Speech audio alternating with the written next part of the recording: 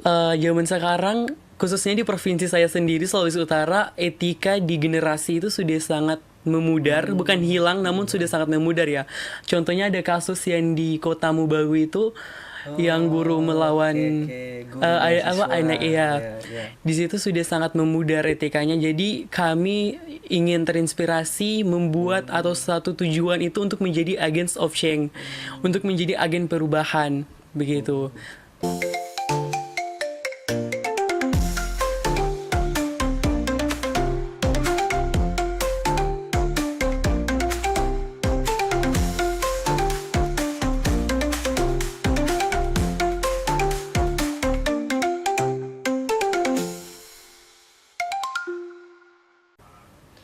Selamat siang Tribuners, kembali bersama saya jurnalis Tribun Manado David Kusuma dalam episode podcast pada hari ini. Hari ini kita mengundang dua narasumber yang telah hadir, dua-duanya masih muda ya. Ada Farel Yusuf, Iya. nah, kemudian Kristo Joro. Iya. Oke, keduanya ini Tribuners merupakan perwakilan dari Sulawesi Utara untuk mengikuti Duta Etika Indonesia ya. Ya, dan winernya ini atau pemenangnya ini adalah Farel Yusuf. Selamat siang Farel. Selamat siang Kak. Kemudian masuk top 10 besar ada Kristo ya. Iya, Kak. Iya, mungkin perkenalkan dulu Farel ini backgroundnya dari mana, sebagai apa, kemudian Kristo dulu. Dari Farel dulu mungkin. Perkenalkan dulu kepada Tribuners. Mungkin di kamera yang ini. Baik, terima kasih atas kesempatannya. Perkenalkan, saya Muhammad Farel Yusuf. Biasa dipanggil Farel dan saya masih berusia 16 tahun pada saat ini. Dan saya salah satu siswa aktif di salah satu SMK di Provinsi Sulawesi Utara, tepatnya di Kota Manado. Dan alhamdulillah, syukur saya mendapat gelar sebagai winner Duta Etika Indonesia batch yang keempat.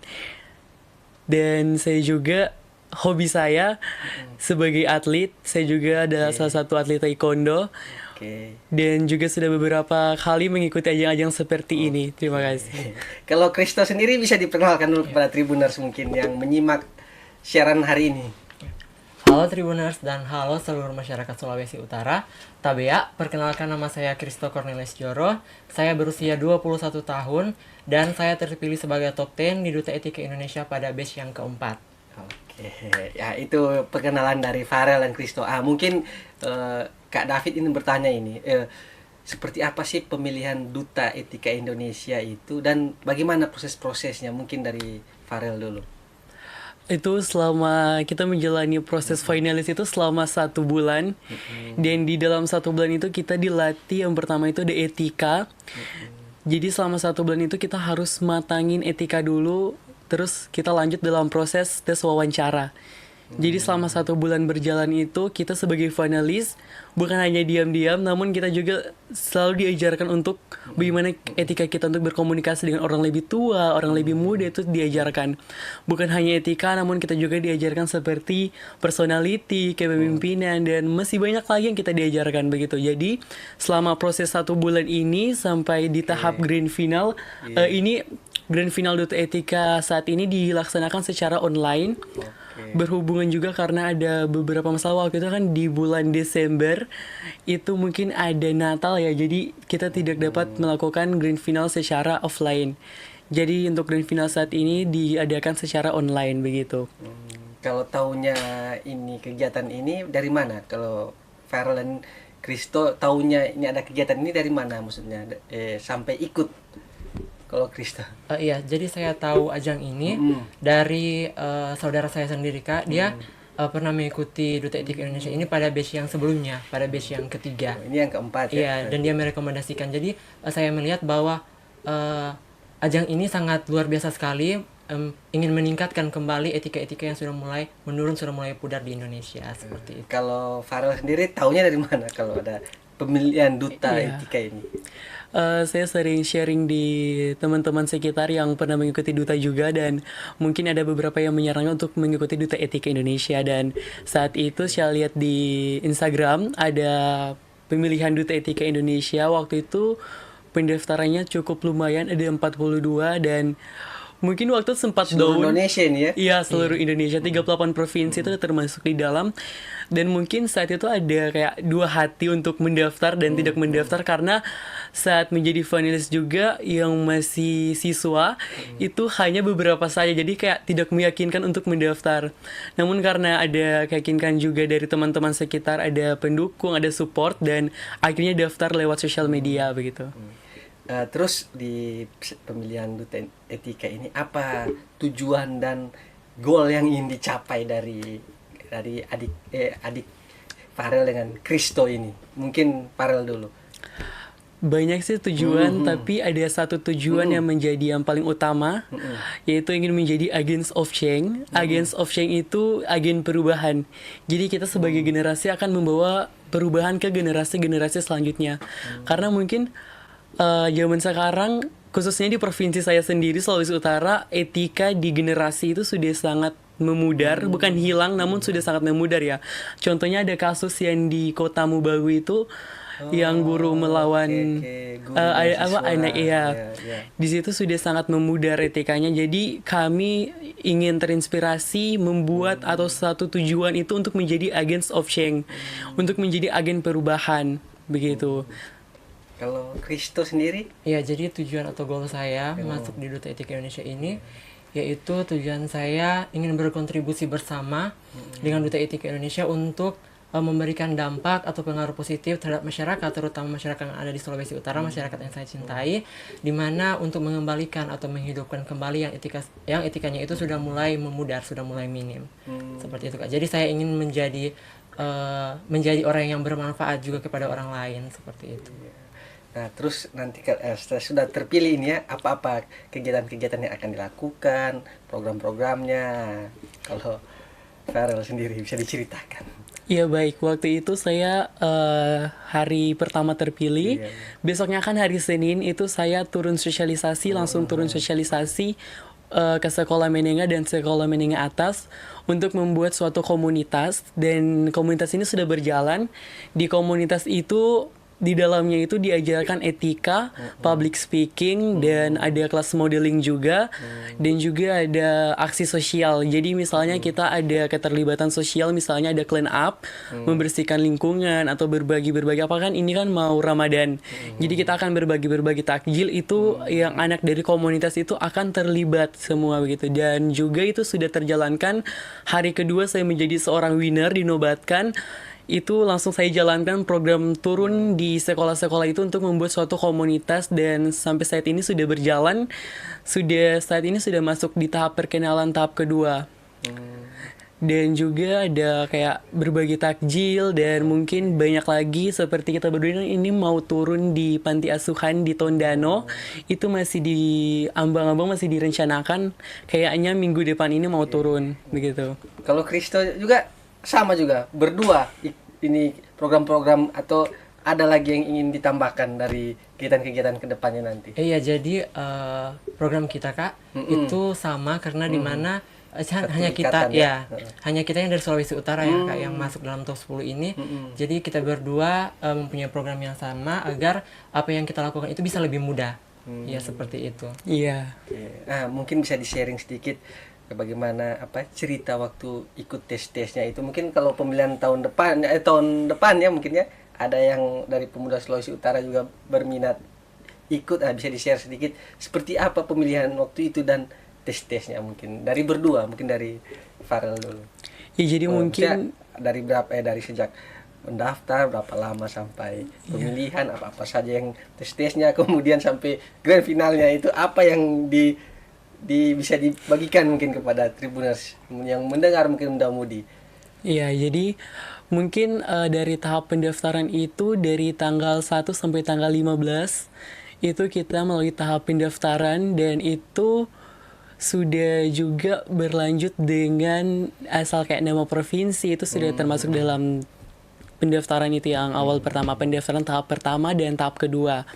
Sehabis pendaftaran itu kita lanjut ke tes tertulis. Namun sebelum tes tertulis itu kita harus diajarkan dulu apa itu etika, di pengertian etika, dasar-dasar etika itu harus kita mengetahui dulu, dan terus lanjut ke tes tertulis dan wawancara. Di tes tertulis wawancara itu banyak banget orang dari luar yang mungkin tuh udah profesional. Dan kebetulan baru-baru salah satu juri ada anggota DPR. Jadi kayak ini kayak pemilihan sulit, namun ya kita harus jalani dengan secara kepala yang dingin dan selalu diiringi dengan doa, karena ini pemilihan selama 1 bulan ini sungguh sangat, kalau dibilang mudah tidak mudah, ya. Tidak mudah untuk mengikuti pemilihan duta, apalagi duta kan ini udah kayak paling atas gitu. Jadi tidak mudah untuk masuk dalam kedutaan begitu. Jadi kalau misalnya mau masuk duta berarti kita harus berusaha, harus berjuang, karena banyak lagi yang kayak udah di pertengahan tapi mengundurkan diri karena mungkin mentalnya tidak bagus atau mungkin mentalnya tidak kuat, jadi dia mengundurkan diri. Karena kan di situ dilatih juga mental kita dilatih, kita di tes public speaking. Sebulan penuh ya itu? Iya, sebulan penuh. Nanti kita grand final itu di Januari. Awal Januari udah grand final, begitu. Kalau Kristo ada yang bisa di-share mungkin kepada Tribuners saat ikut pemilihan itu dari awalnya? Iya Kak, jadi jujur berbeda dengan Kak Farel, beliau ini sudah banyak sekali mengikuti kompetisi seperti ini, sudah banyak juga mengikuti ajang-ajang seperti ini Kak. Jujur saya baru pertama kali mengikuti ajang seperti ini Kak, kompetisi seperti ini. Dan puji Tuhan saya masuk dalam 10 besar. Saya melihat bahwa luar biasa sekali saingan-saingan yang mendaftar karena dari seluruh Indonesia, pemuda-pemudi yang ada di seluruh Indonesia, mereka itu hebat-hebat. Mereka juga sudah banyak mengikuti ajang-ajang seperti ini. Dan juga pada saat kompetisi kami itu diajar untuk lebih percaya diri. Karena di mana ada masa karantina, di mana di dalam masa karantina itu kami disuruh buat video challenge. Iya, video challenge, dan di dalam video challenge itu ada membuat video profile, ada talent, membuat video talent, dan juga advokasi. Di mana kita itu harus melawan rasa tidak percaya diri kita, membuat video di depan di banyak sekali orang Kak. Seperti itu. Jadi itu suatu tantangan yang luar biasa. Nah, terus itu ada batas usianya ini di pemilihan duta etika ini, umur dari masih paling muda berapa sampai yang umur berapa kira-kira, mungkin Tribuners ingin tahu. Iya, mungkin dari 16 tahun atau 15 tahun sampai 29 kayaknya, karena baru di batch sebelumnya ada juga dosen yang daftar. Dan itu juga mungkin umurnya sekitaran 20-an ke atas begitu. Oke. Pesertanya dari wanita juga ada tapi maksudnya selain pria. Soalnya ini yang tampil pria dua-dua ini. Iya, ada Kak. Ada. Semuanya itu ada wanita, pria itu digabungkan dan dicari juaranya itu gabung. Jadi lebih sulit lagi karena kita kan gabung, tidak laki-laki sendiri, wanita sendiri tidak begitu. Jadi kita winnersnya hanya satu ya. Winner berarti yang terbaik, yang terbaik ini. Berbeda dengan ajang yang lain Kak. Kalau ajang lain kan ada winner putra-putrinya. putri. Iya, Iya. kita Indonesia ini tidak Memang Kak. cuma Iya, satu. cuma satu. Oke. Nah, terus menurut Farel dengan Kristo ini bagaimana tanggapan mungkin ya etika-etika, kan banyak sekarang seperti disulut apa anak-anak muda mungkin kejadian-kejadian panawire seperti itu. Bagaimana tanggapan Farel terkait ini? Mungkin apa yang bisa ya mengubah mereka atau dari hal-hal sederhana mungkin yang bisa dilakukan? Tentu saja sebagai generasi yang mungkin teladan ya, kita harus mencontohkan yang baik-baik begitu. Jadi kalau misalnya tadi ada yang panawire, mungkin ada yang seperti guru yang melawan siswa yang melawan guru, itu balik lagi ke diri kita sendiri. Kalau diri kita sendiri tidak mau untuk berbuat yang baik, itu percuma, sama dengan nol. Kalau diri kita bertanggung jawab, diri kita bilang, oh besok-besok aku harus patuh, aku harus begini, aku harus kasih salam ke guru aku. Nah pasti diri kita itu support. Jadi lebih balik lagi ke diri sendiri. Kalau misalnya diri support, berarti kita dapat melakukan itu dengan baik. Dan mungkin harus ada contoh begitu. Jadi misalnya ada kakak kita yang mungkin orangnya kurang baik, kita tidak harus mengikuti yang begitu, kita harus lebih baik lagi daripada itu. Kalau dia kurang baik, kita harus lebih baik daripada dia begitu. Dan kita juga harus berani menegur. Namun menegur dengan cara yang sopan. Menegur itu ada caranya. Misalnya kita tegur yang orang lebih tua, orang yang lebih muda, atau yang masih anak itu ada caranya tuh berbeda.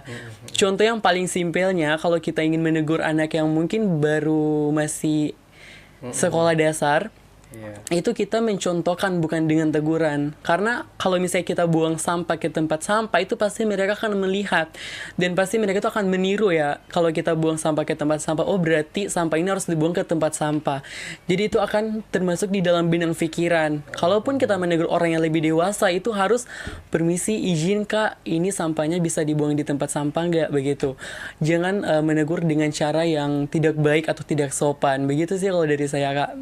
Kalau Kristo Iya. mungkin menambahkan. Ya terkait mungkin ini. Kak, kalau bagi saya tanggapan saya jika saya melihat tindakan atau menyaksikan tindakan yang tidak baik, yang tidak etis, contohnya seperti tindakan bullying, ya seperti tindakan bullying. Jadi saya akan pergi menegur, saya memberikan nasihat, memberikan pemahaman bahwa di negeri kita di Indonesia ini adalah negara hukum, di mana jika kita melakukan suatu tindakan kejahatan itu akan mendapatkan hukuman yang setimpal. Seperti itu. Jadi saya tidak akan main tangan sendiri karena sudah ada aparat ya sendiri ya ada seperti aturan itu. dan Iya. regulasi juga ya yang mengatur ini. Jadi saya hanya memberikan nasihat begitu, Oke. teguran seperti itu. Ada mungkin kegiatan ke depan turun ke sekolah-sekolah juga mungkin. Ada turun sekolah mungkin di minggu depan mungkin ada, dan juga ini masih dibincang-bincang untuk turun di panti asuhan, namun sebenarnya dekat ini, dan ini akan dijalankan pada saat bulan Ramadan. Ada pembagian Bulan depan, takjil, ya? iya, takjil gratis mungkin di tanggal 28 itu bulan Ramadan 28 ini kalau nggak salah itu ada pembagian takjil gratis. Nah, kalau apa setahun kemudian kalau ada pemilihan lagi, nah, kalau dari yang sudah pernah ikut seperti Christian Farrell ini, apa yang akan dicontohkan kepada yang akan ikut lagi di tahun depan mungkin? Tentu saja saya akan mencontohkan yang baik. Tentu saja saya akan membawa misalnya di provinsi saya nih, karena provinsi Sulawesi Utara ini pertama menang, Iya, iya. dan Ini pertama mungkin yang dari top winner yang pertama ya, mungkin Iya. bisa dari apa yang bisa pertama dibagikan iya gitu dari ya. pertama di Sulawesi Utara ini freeze time. Jadi yang dari batch sebelumnya itu belum ada Sulawesi Utara yang masuk top 3, top 5 sampai winner belum ada sama sekali. Dan alhamdulillah di batch keempat ini masuk dalam top 3 dan menjadi winner. Ini kayak anugerah terindah sih, kayak Sulawesi Utara bisa menjadi winner. Di yang lain itu udah pada ada yang semester akhir ya Kak Kristo mungkin. Kayak nggak menyangka, tapi ini juga sudah kehendak di atas. Iya, iya. Dan pasti mungkin ada yang paling terbaik, ada lagi yang lebih baik lagi begitu. Jadi kita harus mencontohkan yang kedepannya, maupun itu perwakilan kita atau bukan, atau perwakilan dari luar Sulawesi, tentu saja kalian harus membuat yang terbaik, karena nanti kami menjadi alumni pun kami tetap akan menjabat dan mengabdi. Mungkin bisa jadi mentor. Iya. Kami akan mengabdi dan akan memantau terus keadaan di Duta Etika. Walaupun kami sudah lepas jabatan, namun kami tetap akan mengabdi selamanya di Duta Etika begitu. Ya, kalau Kristo sendiri gimana? Ya, jadi bagi Bersama ini ya, ini Iya. berarti. Jadi bagi pemuda-pemudi yang ada di seluruh Indonesia yang ingin mau bergabung di Duta Etika Iya, Indonesia, ingin join, marilah teman-teman semua, marilah kita bersama-sama. Kegiatan yang dilakukan di Duta Etika Indonesia ini adalah kegiatan yang positif. Mengapa kita harus ragu-ragu untuk join? Iya, karena untuk meningkatkan kembali etika yang sudah mulai pudar ini, untuk bisa kita mencapai Indonesia generasi emas pada tahun 2045, kenapa kita harus ragu-ragu untuk join? Ayolah bersama join Duta Etika Indonesia. Betul. Mungkin perubahannya dari kecil ya, karena etika ini kalau etikanya bagus pasti di mana saja dia kerja atau berkarir pasti baik ya. Iya. Yang dimulai dari adik-adik seperti ini ya, etika-etikanya. Oke, mungkin Farrell mau bercerita. Iya. Pasti kalau berbicara etika dari masa kecil, itu pasti kita sudah ada etika dari lahir. Karena kenapa saya bisa bilang seperti itu? Karena kita tercontohkan dari orang tua.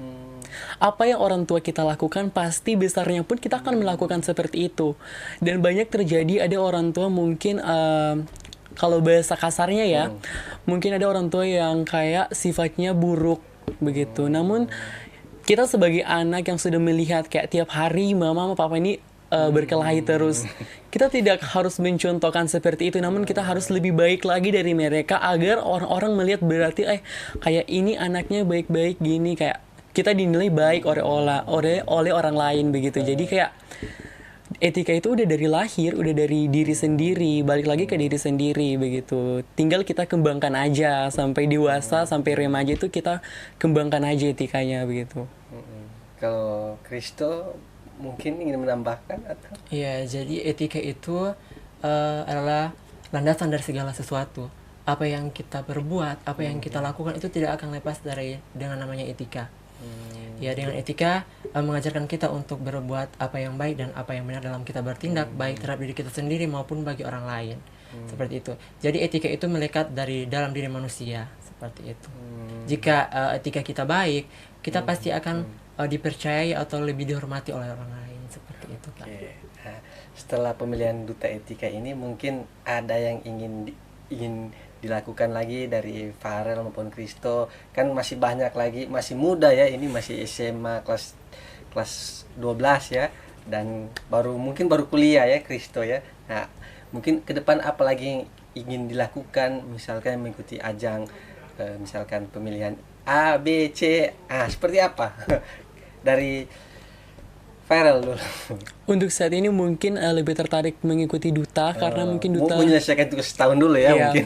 Jadi mungkin duta ini kan lebih ketat ya dibandingkan putra-putri atau Miss and Mister. Duta ini mungkin lebih ketat, penanganannya mungkin lebih ketat kan. Kalau Mister dengan Miss itu sekitaran 1 minggu 2 minggu udah grand final. Namun kalau duta sekitaran 1 bulan sampai itu bisa lebih lagi 2 bulan pastinya itu.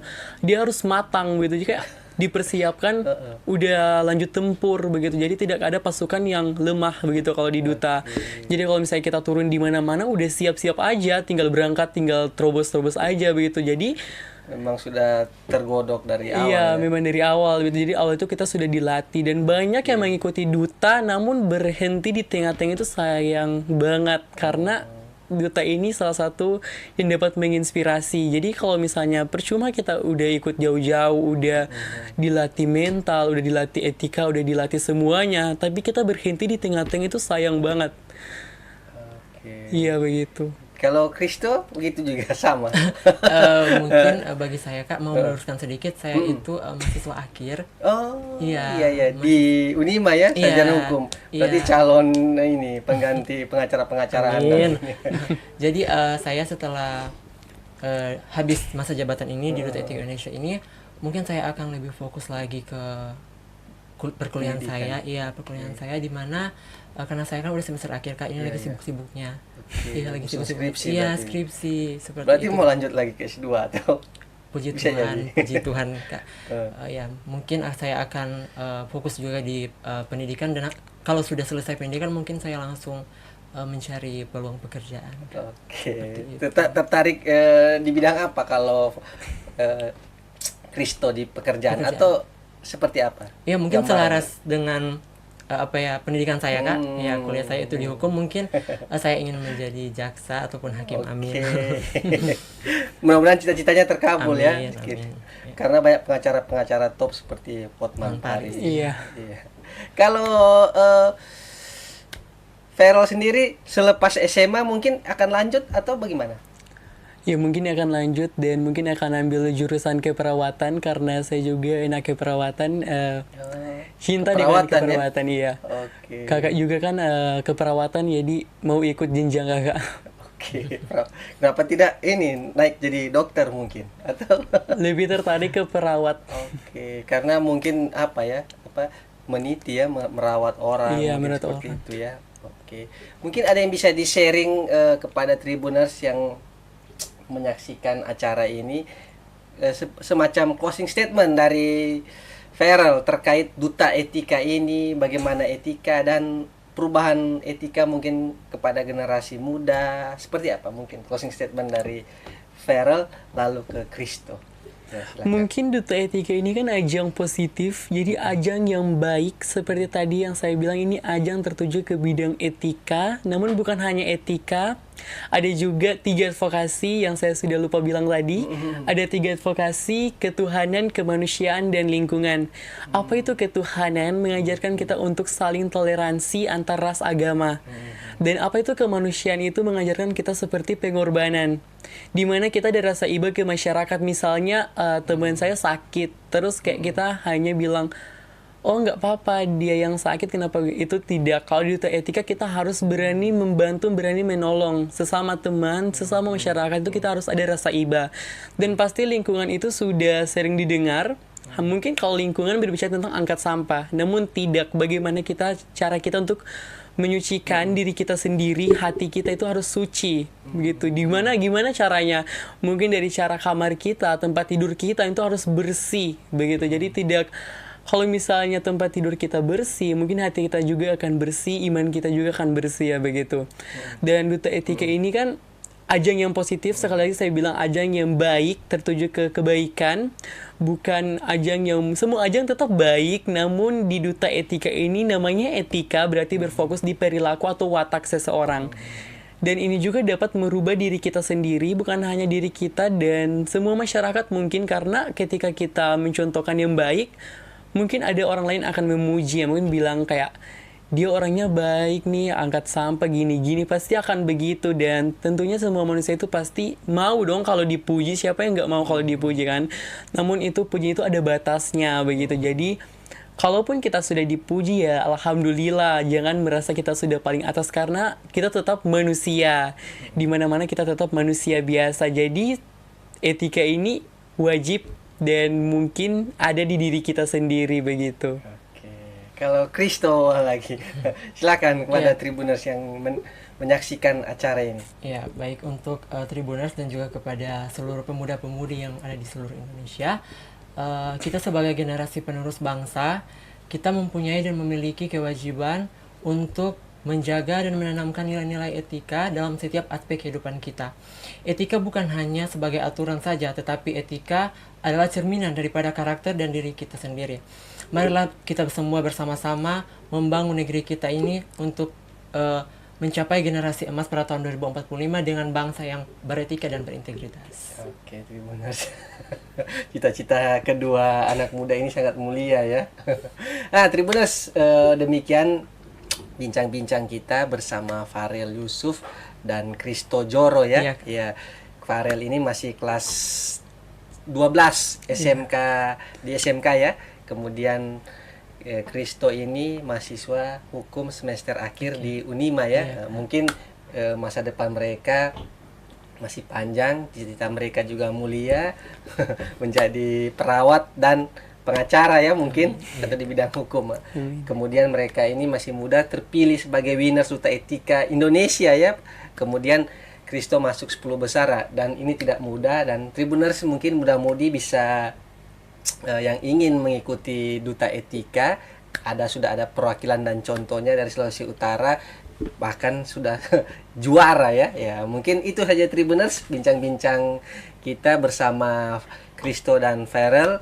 Mungkin di episode berikut kita bisa ketemu lagi, siapa tahu lagi dengan Kristo dan Farel, mungkin di pembahasan yang berbeda, mungkin di topik yang berbeda. Ya, Tribuners, demikian, sampai jumpa, selamat sore dan terima kasih.